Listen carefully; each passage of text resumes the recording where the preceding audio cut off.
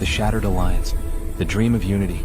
For 30 years, humanity walked among the stars as equals. The Galactic Union welcomed Earth with open arms, or so it seemed. Humans were the youngest species in the Alliance, eager and hopeful. They brought fresh ideas and endless enthusiasm. Captain Elena Voss remembered the day Earth received its invitation. She was just a child then, watching the ceremony on screens across the planet. The Council of Seven spoke of cooperation, of shared prosperity, of a future written together. Humanity believed every word. Trust and sacrifice. Earth gave everything to prove its loyalty. Human engineers helped rebuild war-torn worlds. Human doctors traveled to distant systems, healing species they had never seen before. Human farms fed billions across the galaxy. Trade routes opened. Technology flowed freely from human hands. When the Council asked humans to reduce their military presence, Earth agreed without hesitation. Defense stations were dismantled. Warships were converted into cargo vessels. Border fleets returned home. Captain Voss led many of those diplomatic missions herself. She shook hands with alien leaders. She signed treaties in chambers lit by foreign suns. She saw gratitude in their eyes, or thought she did. Her ship, the Horizon's Promise, carried hope across the void.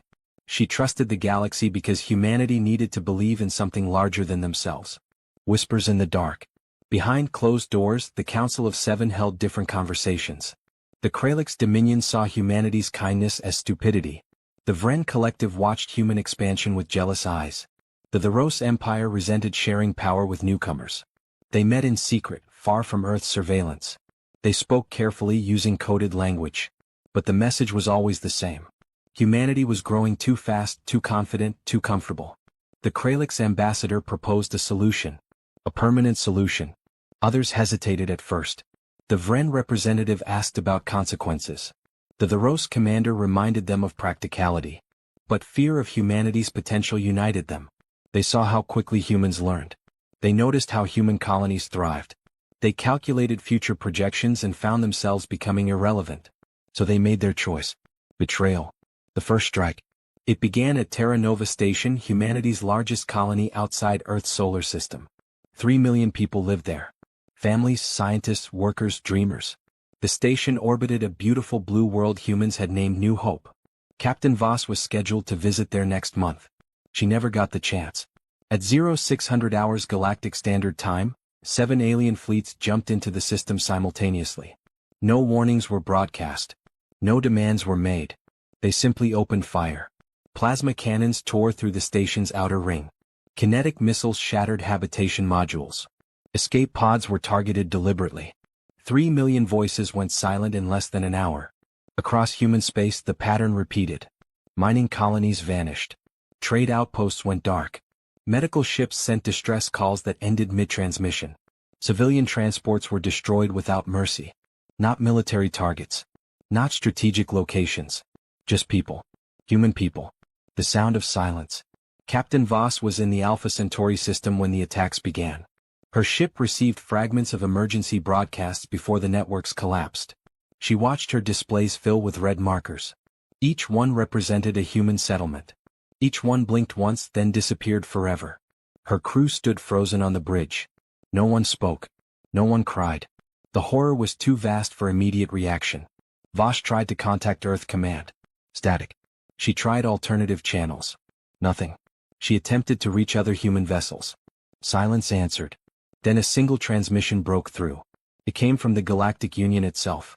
The message was brief, official, cold. Humanity has disrupted the natural balance of the galaxy. Corrective measures have been authorized. This action is final. Voss read it 3 times. Her hands did not shake. Her voice remained steady when she spoke to her crew. They planned this. All of it. Every smile. Every treaty. Every promise. Her tactical officer asked what they should do. Voss looked at the empty star map, at the voids where human lights used to shine. We go home, she said. Everyone goes home. Earth's response. Messages spread through hidden channels, networks the Union did not know existed. Every human ship received the same order. Return to Sol. Immediately. No explanations were given. None were needed. On Earth, deep beneath the ocean floor, ancient systems activated. Doors that had not opened in centuries began to move. Admiral Marcus Chen stood in a command center built during humanity's early paranoid years. Back when Earth expected the universe to be hostile. Back when humans prepared for the worst while hoping for the best. The hope had died. The preparation remained. Chin looked at the faces around him. Old veterans who remembered wars before the Union. Young officers who had never fired a weapon in anger. Scientists who built terrible things, then locked them away praying they would never be needed. They chose to make us enemies, Chin said quietly. They will learn what that means. No declaration of war was broadcast. No angry speeches were recorded. No threats were sent across the galaxy. Earth simply went silent. And in that silence, something ancient began to wake. The galaxy thought humanity was broken. The galaxy thought humans would beg or surrender or collapse. The galaxy was wrong. The awakening thunder. The Ghost Protocol. Admiral Marcus Chin had spent 40 years preparing for a day he prayed would never come. He stood in Command Omega, a facility buried 3 miles beneath the Pacific Ocean. Around him, holographic displays flickered to life, showing star maps that most of humanity had forgotten existed. These were not trade routes or diplomatic channels. These were war paths, escape corridors, and killing fields mapped during Earth's early expansion when survival was uncertain. Chin pressed his palm against the ancient scanner. His voice was calm and clear. Activate Project Prometheus. Authorization Chin Alpha 770. Execute immediately. Across Earth's solar system, machines responded to commands they had waited centuries to receive. On Mars, massive hangars opened in the Valles Marineris Canyon. In the asteroid belt, hollowed-out rocks split apart, revealing hidden docking bays. Beyond Pluto's orbit, in the dark cold of the Kuiper Belt, enormous structures began drawing power from reactors that had been dormant for generations. Dr. Sarah Kim watched her screens fill with confirmation signals. She was Chief Weapons Engineer for Project Prometheus, a position she had held in secret while publicly working on civilian fusion drives. Her hands moved across the controls with practiced precision. Admiral, all Prometheus sites are responding. Fleet readiness at 37% and climbing. Chin nodded. How long until full deployment? 72 hours, sir. But we can launch the first wave in 12. Make it 6. The Hidden Fleet. Captain Elena Voss brought the Horizon's Promise into Earth orbit expecting chaos. Instead she found order. Perfect, terrible order. Hundreds of human ships were arriving from across the galaxy, each one following precise coordinates. Traffic control guided them with mechanical efficiency. No panic. No confusion. Just cold preparation. A priority transmission reached her ship. Captain Voss, proceed to Luna Station 3. Your ship will be refitted immediately. She almost asked refitted for what, but the answer was obvious. For war. Luna Station 3 was not on any public registry. Voss had been a Navy captain for 20 years and never heard of it. As her ship approached, she saw it emerge from behind the moon's dark side. The station was massive, designed in an architectural style that predated the Galactic Union by decades. It bristled with construction arms, weapon mounts, and docking bays. Dozens of ships were already there. As she watched, massive clamps seized a civilian cargo hauler. Within minutes, armor plating was being welded to its hull. Weapon systems emerged from the station's interior, ancient but functional. The cargo ship was transforming into something deadly. Voss's communication officer spoke quietly. Captain, I'm detecting energy signatures I've never seen before. Big ones. Moving in from deep space. She checked her sensors. Her breath caught. How many? I count 200? No more. They're still appearing. The awakening. They came from places the galaxy had forgotten. From nebulas thick with interference. From dead zones near black holes. From regions of space marked as uninhabitable or too dangerous to explore. The ships were enormous, dark, and angular. No elegant curves. No decorative elements. Just brutal functionality wrapped in armor thick enough to stop small moons. These were the Prometheus fleet. Earth's doomsday armada. Humanity had built them during the early years of space exploration, when every star system seemed full of potential threats. When humans expected to find hostile empires around every corner. The galaxy had turned out to be mostly peaceful, so the fleet was hidden away. Stored against a catastrophe that might never come. The catastrophe had arrived. Dr. Kim stood in the weapon development bay, watching technicians install her life's work into the warships. Resonance cannons that could shatter molecular bonds. Gravity mines that created localized black holes. Swarm missiles with rudimentary AI that learned from each battle.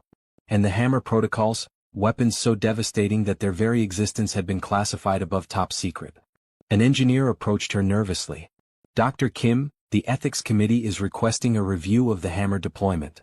She looked at him for a long moment. "Tell the ethics committee that our colonies are ash. Tell them 3 million people died at Terra Nova while begging for mercy that never came. Tell them the time for ethics died with our children." The engineer paled but nodded. The message. Admiral Chin received the fleet status reports with satisfaction. 92 Prometheus vessels were now combat-ready. Another 300 would be operational within days. Thousands of civilian ships had been retrofitted. The asteroid belt had been seeded with automated defense platforms. Earth's solar system had become a fortress. But Chin was not preparing for defense. Captain Voss entered Command Omega, still stunned by the scale of what she had witnessed. Chin greeted her formally. "Captain, your ship is now the Thunder of Terra. You will lead the 2nd Strike Squadron." "Strike Squadron, sir? Shouldn't we be establishing defensive perimeters?" Chin smiled, but there was no warmth in it. "Captain, we are not going to defend. We are going to remind the galaxy why humanity survived long enough to reach the stars. We are going to teach them that betraying Earth has consequences." He activated the main display. It showed the territories of the Council of Seven. They hit our civilians. They targeted our weakest. They expected us to collapse. He marked 3 systems with red icons. These are their primary colony worlds.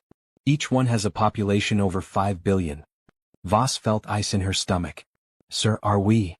We are going to give them one chance," Chin interrupted. "One opportunity to surrender. To return what they took. To face justice for what they did." He paused. "And when they refuse, as we know they will, we are going to show them what humanity becomes when you murder our children." The ghost ships arrive. Across the galaxy, alien sensors began detecting anomalies. Ships appeared on long-range scanners then vanished. Entire fleets seemed to materialize from nowhere.